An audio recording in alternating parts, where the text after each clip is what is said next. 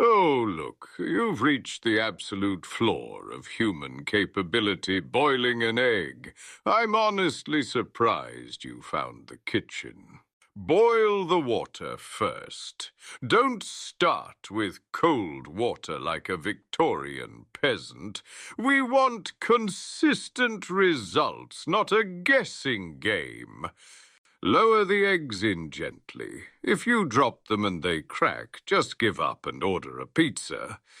You've already lost. Set a timer. For the love of all things holy, do not wing it. 7 minutes for a soft yolk, 11 for hard. Even your kitchen-challenged brain should be able to process that level of complexity. Now the part you'll inevitably skip, the ice bath. Put them in cold water immediately. It stops the cooking process so you don't get that disgusting green ring of shame around the yolk. Look at that, a perfect egg. No green ring, no rubbery whites.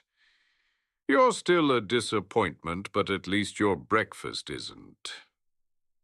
Well, that's all the help you're getting for this topic. If you actually understood any of that, I'm genuinely shocked. Pay your consulting fee by hitting the like button and subscribing. If you don't, I'll just assume you've accidentally deleted the internet again. Goodbye.